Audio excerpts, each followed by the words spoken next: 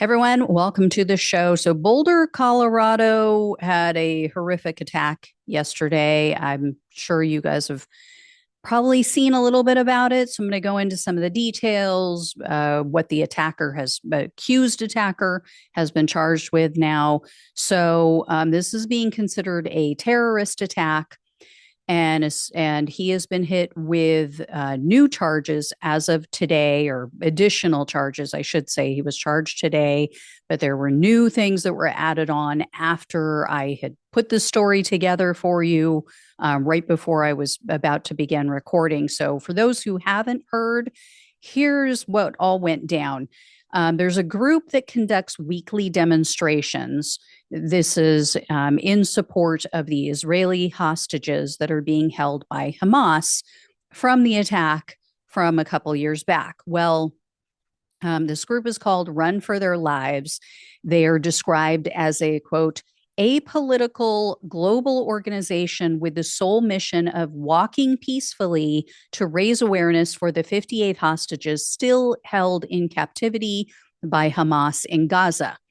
So these people get together, they walk or they run. It's just over a half a mile. And apparently they do this, as I said, weekly. They were together on Sunday. All the demonstrators were gathered for this event. And this man shows up. He throws this, what they refer to as a makeshift flamethrower. That was from some of the witnesses who said that.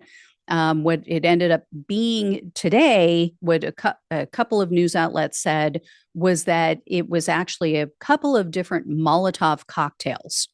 So he throws this incendiary device, throws the Molotov cocktail at these people. He shouted, "Free Palestine." Unfortunately, 8 people were injured between the ages of 52 and 88, one of the oldest people, was a Holocaust survivor. So just horrific. 6 of the 8 were taken to the hospital. One is in critical condition. The suspect, who has been arrested, who is in custody, he is a 45-year-old man named Mohamed Soliman. He is an Egyptian man, and he is being held on $10 million bond. As of today, as I mentioned, he's been charged with a multitude of crimes, all felonies. So, murder in the first degree, deliberation with intent, murder in the first degree, extreme indifference, crimes against at risk adults and elderly, first degree assault, non family, first degree assault, heat of passion, criminal contempt to commit class 1 and class 2 felonies, and use of explosives or incendiary devices during felony. As I mentioned right before I started recording, they added hate crimes to the mix because apparently he told the authorities after he was taken into custody that he wanted to kill all quote unquote Zionists. So, we're still getting word about this, still getting news rolling in. But what is kind of unclear, really unclear, is he was charged with murder, but it's my understanding that no one has died as of today as a result of this attack. So I'm not sure what's going on with that. Here's what we know about this man, Soliman. So he entered the US in August of 2022. He came into the country on a B2 visa. That visa expired in February of 2023. He, though, had already filed a claim with US immigration in September of 2022 to try to remain in the US. Well, in March of 2023, Soliman was granted a work visa. That visa was good through March of 2025. So it expired March of this year. Couple of things. So the right-wing media, of course, is spinning this as, oh, see, this was Biden's open borders, blah, blah, blah. No, I mean, they knew he was here. The guy came into the country legally. They keep saying, oh, he was in the country illegally. Yeah, as of this year. As of this year. I mean, first and foremost, it goes without saying, this was a horrific attack on innocent people. Should never have happened. regardless of who it was, regardless of who the alleged perpetrator is, right? But the fact that they're trying to turn this into, oh, this was a matter of open borders, he didn't come across the border illegally, came into the country legally, filed the proper paperwork, got an extension, got a work visa. And really, I mean, if you want to boil it down to that, if you want to talk about open borders or not following the rules, why is it that the Trump administration has allowed this man to remain in the country? I mean, he came into the country legally. He's been here for almost 3 years, has not had an incident. To my knowledge, he has no criminal history. Maybe we'll find out differently in the days to come, but as far as we know now, he does not have a criminal history. Yes, he overstayed his visa on Trump's watch.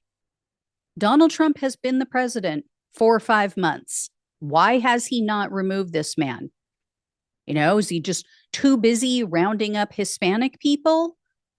The people who are following the rules, the people who show up for their court ordered appearances.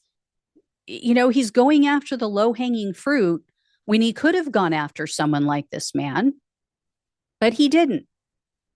So they want to throw it all on Biden, but Trump bears some of the responsibility here too. And, again, it goes without saying, this does not help the Palestinian cause.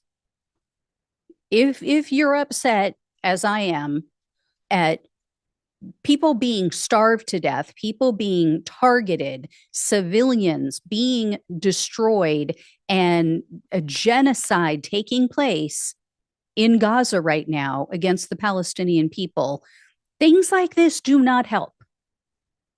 All it does is give ammunition to the other side, and then they go, oh, see, they're all anti-Semitic. They all hate Jewish people. And that doesn't help Netanyahu's case either. That doesn't help when they're trying to go after terrorists to make everybody on the other side out to be, anti-Jewish people, anti-Semitics. I mean, all you do is you undermine your case, you undermine your cause. You make it a joke, essentially. Like, oh, you can't speak up against a genocide without being called anti-Semitic. But then you have, people doing things like this with this horrific, atrocious attack that this man perpetrated.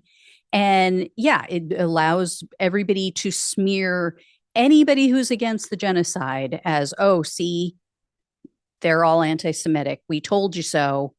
We told you they're crazy. We told you they're the violent ones.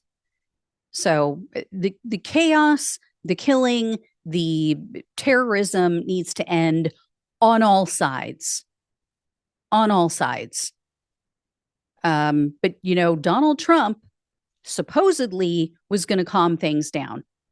Donald Trump, everyone said on the right, we're going to finally have law and order and peace and everything's going to calm down. It was chaos under Biden. How's that working out for you? Now we have Netanyahu threatening another country because he knows he has his big bad friend, the United States, to back him up. They couldn't carry out an attack on their own on Iran. They're counting on the United States to back them up on that. When they haven't even finished this horrible, display of brutality that they're showing the world, that they're, perpetrating against the Palestinian people in Gaza. So anyway, it is a mess. It is a total mess. And yeah, I think people are starting to realize, or I hope people are starting to realize, this area of the world is a mess. And it doesn't matter who is in office, it's going to continue to be a mess. And especially as long as we are helping to fund it. So, anyway, guys, as I learn more about this awful excuse for a human being who did this to other human beings who are or just there minding their own business, you know, exercising their right to free speech in the United States, again, goes without saying, this should not happen. Absolutely should not happen. And this is on the heels of the two murders of the Israeli embassy employees who were targeted and murdered just, what was it, a couple of weeks back. So none of this is good. And the United States needs to just back off. We need to stop funding what's going on there. And hopefully, we will not have issues like this again. But yeah, the rhetoric on both sides needs to calm down, definitely. But yeah, neither side should be targeted. Whether you are peacefully protesting on behalf of the Jewish, whether it's the Jewish people in general, whether it is Israel, whether you are, out there protesting or out there to support either side. But yeah, people out there, wanting to get these hostages back home to their loved ones should not be targeted any more than people out there protesting and trying to support Palestinians who are being slaughtered right now and who are being systematically removed from the earth should not be targeted either. All right, guys. I will let you know if I hear any more. Thank you so much for watching and listening. But I know it's a horrible subject, but please like this video so it gets more eyeballs and so people understand what's going down. If you can support the show, I really appreciate it. Love you all. Take care. Talk with you soon.